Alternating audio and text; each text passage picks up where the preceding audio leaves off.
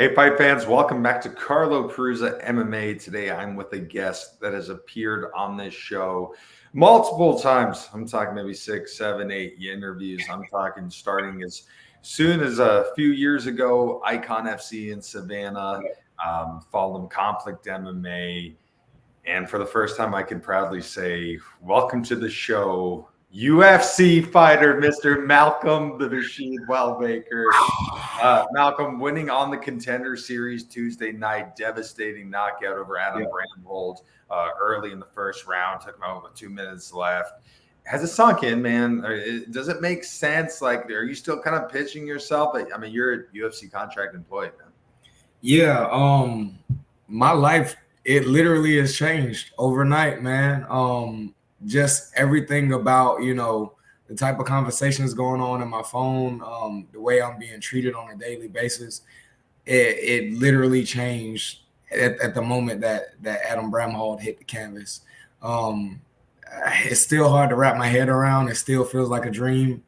And I'm as happy as could be, man. What an amazing knockout. And, let's just jump right into that. So many people saw it. ESPN shared it. I mean, it kind of went viral. I mean, you're all over all the MMA pages with it. I don't think too many people realize how difficult of a maneuver that is. I mean, break it down for me. He was coming. It looks like you kind of baited him into this. He was coming at you. You did a last-minute stance change. He started throwing the 2-3. He missed. You connected with your 3 and knocked him out cold. Walk me through it. When he was charging, what were you thinking? At what point did you think, all right, I'm going to put out the stance, switch up the stance here and throw the shot? So I'm going to be honest. It wasn't necessarily a conscious decision for me to, throw this stance switching right hand as he lunged with the shot. But, that shot in particular is one that I worked a ton in my recent camp. And it was just one of those things to where I knew I was going to land a right hand on him because of the way he threw his open wide left hook. So I was just waiting for it. I drilled a couple of straight rights to beat him to the punch on the inside of the hook. I drilled a lot of pull into a overhand, kind of like Sean O'Malley did to Aljo. And that one that I hit was another one that I drilled as well. So it was just one of those things where in the particular position I was in, once I saw him start that punch, I made this very slight widening in my stance where I bladed my body a bit, and I pulled over the top of the hook and landed that devastating right hand that put him down. When you watched it on TV, it happened so quick. The shot was landed. The ref was in front of you. I mean, I was going 5 million miles an hour, and I was watching it, and it was over. Do you remember seeing him fall, or is when you landed the shot, you just see it stopped? No, I remember everything. Everything was so slow. I mean, I remember him walking towards me. I remember me pulling my jab out, and I remember him throwing the hook and me throwing my right hand. And I saw the contact of my glove. I felt his body go limp, and I just watched him fall to the mat. And if you watch any of my previous knockouts, every time I hit these guys, I always follow up to secure it. But that one, man, it was just I hit him and I watched the effect of it and I absorbed it all in real time. It was picture perfect. As soon as it landed, what was going through your head? I did it. I did it. I landed the shot that I dreamed about. I got the knockout, the viral, devastating knockout in front of Dana White. So, number one thing that went through my head was, find Dana White. And when I turned, the first thing I saw was the camera in my face. So before I found Dana White, I looked in the camera. I told Augusta, I love you, because I knew how many people out there were supporting me and screaming and cheering at the pizza joint. And then after that, I found Dana White and yelled at him a little bit. Early in that contest, one thing going into the fight, a lot of people, if you watch some of the preview videos, were saying it's an interesting contest. Bramhald's a guy who throws a lot of volume. Maybe his shots aren't as powerful as yours, but he throws a lot of combinations, a lot of volume. We were talking about before that you're going to try to use that jab. And that's something you did, early in that shot, in that fight. He did a good job. He landed some volume early on, landed some kicks. And then it looked like, if I remember correctly, about a minute in, you first tested him with the jab. You hit him with a hard jab, and you hit him with another one about 15 seconds later. His face was almost completely red. When you were laying him with the jab and saw what it did to him, at that point, do you have confidence that you could take him out?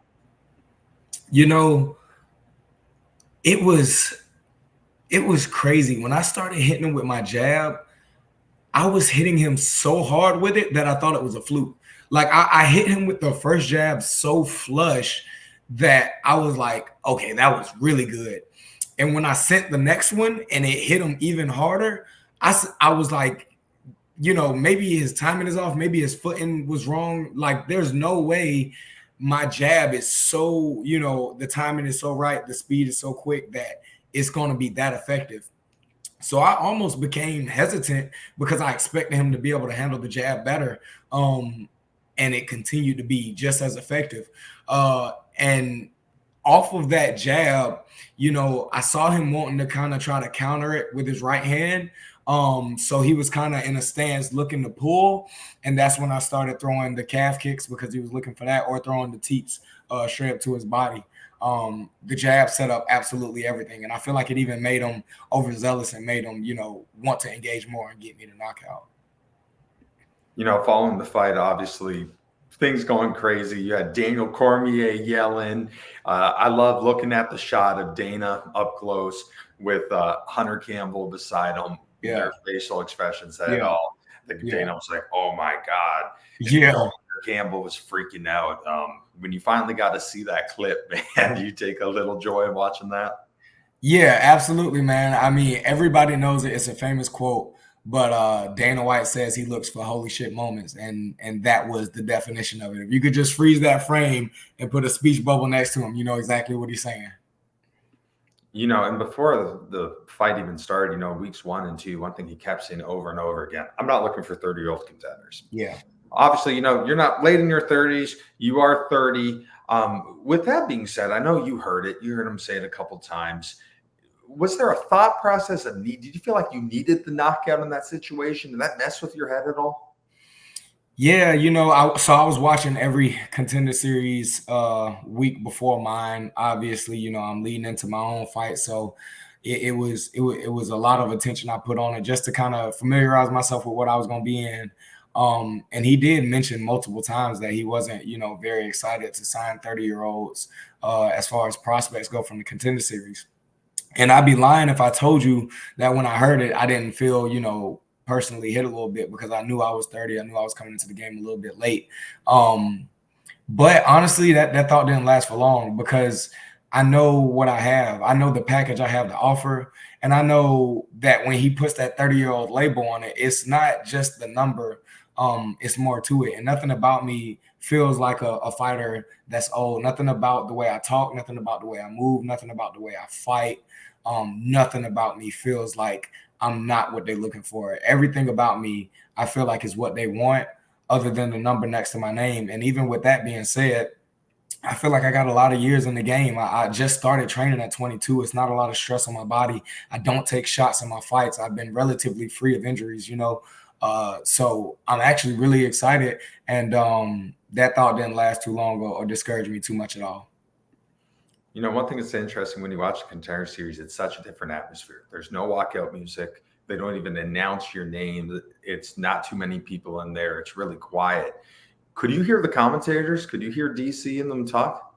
Yeah, I could. I literally could hear DC and them talking in the middle of the fight. I didn't hear anybody else's voice in particular. Maybe it was DC's voice I heard because I know his voice so well. But you can hear, like, it's almost like the fighters are trained to hear their corners. So like, I recognize my corner's voices really well. I could definitely hear DC commentating while I was fighting. Like, I could hear him complimenting my jab. It was crazy. I loved it. It was a great experience. I'd do it again. Now obviously after the contest, things blew up for you. That clip kind of went viral. It went on ESPN. What has the attention been like for you right now? Oh man, like I said, bro, my life literally changed the moment that I landed that knockout shot, man. It's been so much love, so much support. I haven't physically been capable of acknowledging everybody that's reached out to me that I even want to. And I've been trying my best, of course.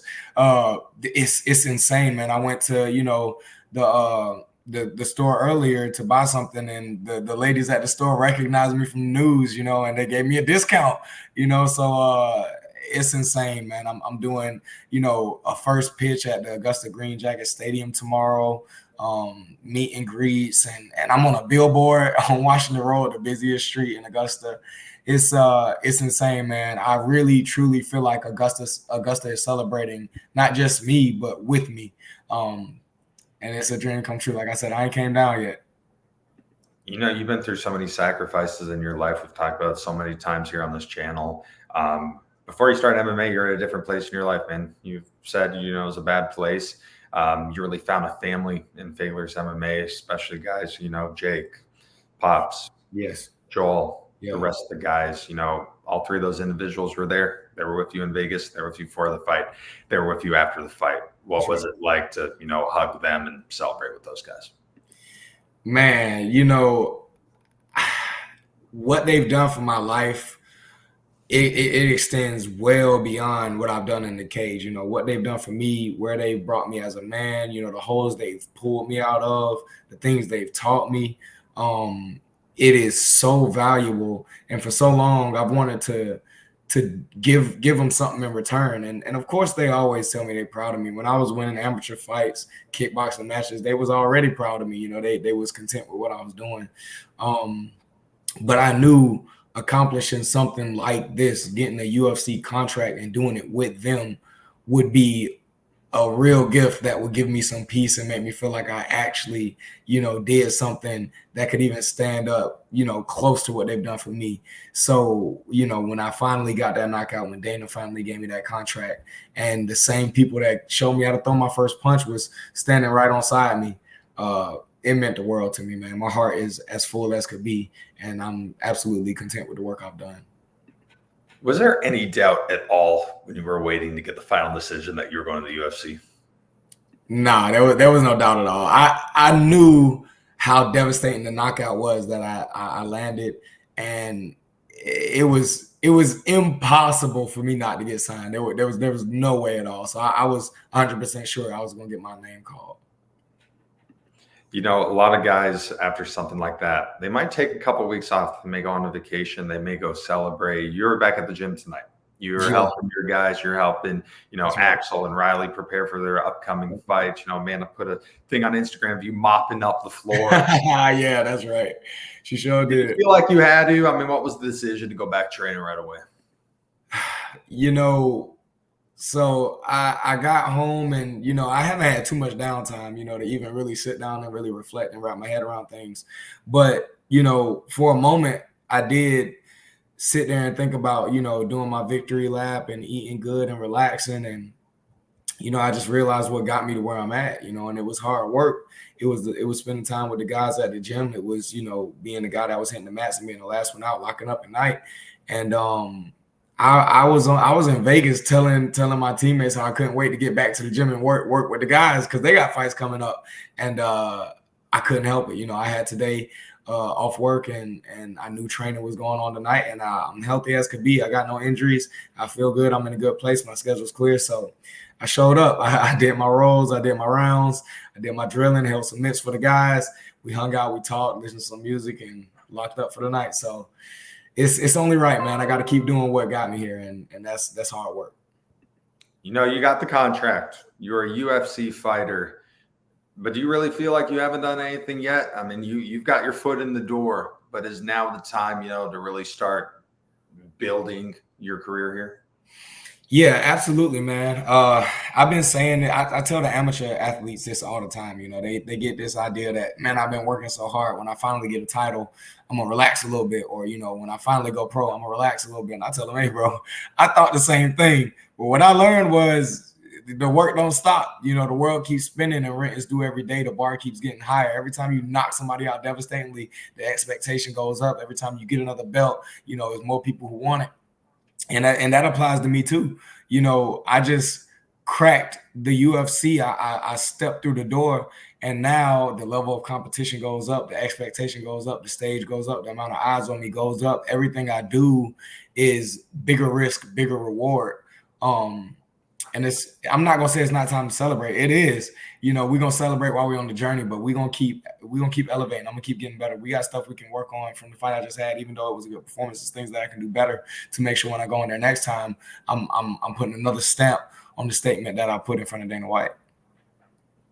Absolutely. You know, some huge names in 135, man. It's one of the best divisions, all mixed martial arts. I mean, we can go all day with this, but you got your O'Malley's, your Sandhagens, your Song Yadongs, your Nurmagomedovs. I mean, there's so many. Adrian Yanez, Cody Garbrandt, Davison Figueroa. I mean, literally, we could go all night with this. Is it now? Are you starting to like really think in your head, hey, I'm going to fight some of these people in probably the next year or two? Yeah, man. Now that one definitely give me butterflies. Like it's a lot of stuff, you know, going on, but not too much stuff like makes me like, you know, super nervous and like jittery. But like these are guys who, you know, I was following on Instagram as a fan. They never follow back. You know, I watch their highlights. You know, I'm at the house watching, you know, pay-per-view events or fight nights, and me and the guys are like watching these people, admiring these people, and these people literally just became my competition. So I'm having conversations with friends and teammates, and they're like, bro, when you fight this dude, when you fight that dude, and it's not just like, you know, people telling me, oh, I think you're going to make it to the UFC. No, it's guys evaluating actual career paths that's in front of me. And when I realize how real it is, it becomes scary. It becomes exciting. It becomes nerve wracking. And I'm just, now that gets me going, thinking about these names and thinking that they could be the person that stands between me and getting a ranking next to my name. You know, that gets me going. And that's going to make me train like a maniac all over again, you know. In a perfect world, when do you want to step back in there again? I mean, we got about 4 months left in the year. How many more fights? How many UFC fights do you want? 100%. I want to fight before the end of the year. If I could get 2 in before the end of the year, that'd be fantastic. But at least 1. I mean, I know it's a lot of stuff we got to get going as far as, you know, getting the most out of the traction that we built. So it'll probably be at least a month or 2 before, you know, I step back in the cage. But without a doubt, within the next 3 to 4 months, I'm getting back in the cage. I'm fighting again. And if it's soon enough and the finish is clean enough and I take no damage, I'll do it twice. You know, you're already a role model figure. So many people look after you, you know, especially at the gym. We go to Conflict MMA. All these fighters are coming at you. Being that now, you know, the dream, somewhat of your dream is made. You're fighting in the UFC. Does that give you more motivation to encourage, you know, to continue being a role model? Yeah, man. You know, I talked about it a lot before I made it here, but like one of the main things that I wanted to do with this was inspire the people in my city and the athletes coming up behind me. And now that I've done what I've done, and that, you know, I know that inspiration is given, I know that it's going to be a constant, you know, look at me and everything that I do. So everything I do now, I'm trying to make sure I do it the right way. You know, everything I say, every picture I post, you know, the way I treat people when I meet them, the way I train, everything, man. I'm trying to make sure I do it the right way so that I can push as many people that I can in the right direction. What would the former Georgia Southern Malcolm Wellmaker student think if he had a crystal ball and saw this 12 years in his future? If the Georgia Southern me, the, you know, 19-year-old kid, you know, looked in a crystal ball and saw me today, you know, doing what I'm doing where I'm at, he would think he was on drugs. He would say, there's no way this is real. In what universe is this happening? I could never look like that. I could never be that. You know what I mean? It would be absolutely unfathomable, and you would not be able to convince him no matter what you did, that was in the cards for him, because it really wasn't. Besides from you, you also, take a lot of pride in supporting other pro fighters. There's another fighter that me and you are both close with, Mr. Torrez Finney. He's Contender Series veteran now, if you will. Just got the news that he's fighting for the third time on the Contender Series going down October 1st. What are your thoughts on him, man? You think he's going to get his moment? Yeah, first of all, Torrez Finney is a great person, great dude, man. I've been on multiple cards with this guy well before we made it to this stage. And he was always, a little bit ahead of me, making waves, and we all knew he was going to make it. And he did nothing but show me love. He talked about me like gold, man. My auntie is a huge fan of him. Almost every time I go to my auntie house on Sunday, she asks about him. So first and foremost, man, I love Torrez Finney. Oh, no, he did it. Come on, bro. Well, my auntie love you, dog. Hey, he probably was trash talking, but no problem. No, bro. I ain't got nothing but good to say about you, my boy. Dude, hey, congratulations, brother. That was awesome. I was in here screaming, watching on TV, dude. Hey, dude, you had me so pumped and hyped. Oh, man, bro. Thank you, bro. Hey, look, man, I was just telling him, bro, my auntie constantly talks about you. I ain't told her the news about you fighting again, but when I do, she is going to jump through the ceiling, bro. Love you to death, bro. I'm so happy for you. I'm so excited, man. You go out there and do what you do. We know you're going to win. You know what I mean? And that's all that matters, bro. We so proud of you around here, dog. Carlo, you got me. Torrez, we're still on the interview here, just to better wrap up. But overall, you mentioned you watched them. You mentioned you were screaming. What did you think of this performance? What did you think of that knockout? What did I think, bro? So, starting off watching the fight for one, seeing him, what is it, Adam Bramhald? But Adam was obviously throwing all these different combinations, and I'm sitting here man, none of that stuff looked like it's got no pop on it. I was like, Malcolm got some power in his head. I was like, he's about to sit down on one of these punches, and this guy's about to really feel it. Because he kept doing all this touching and moving. I was like, that don't look like it got nothing. Then he stepped back with the right hand. I was like, oh, great. I knew it was coming. I was like, I just don't think this is gonna keep lasting long. It was almost like point fighting. And I'm like, right. this ain't gonna last long. But man, his performance looked incredible. The promo interview at the end was incredible. I mean, perfect performance, perfect night. Best one of the night for yourself, man. Congratulations.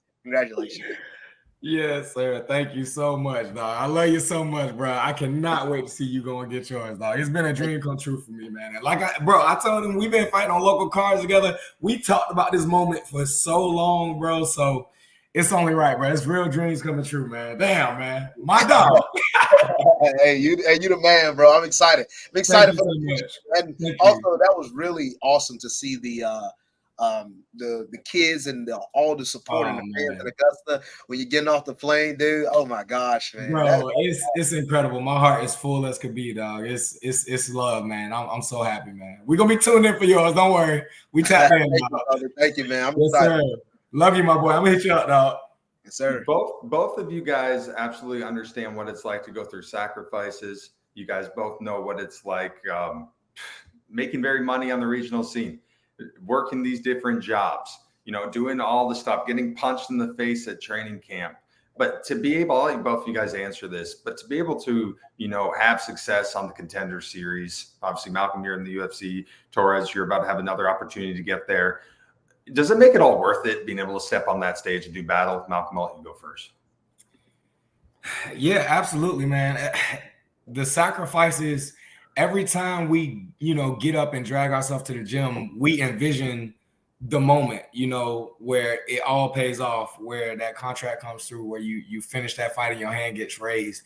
And when it comes through, man, it's as sweet as you ever dreamed it was going to be, man. And I'm speaking from experience, man. Everything I gave up in the process, every, bit of sleep I lost, all the relationships that had stress on them, man, it was definitely worth it, man. It's a dream come true. And now, Torrez, what are your thoughts on that?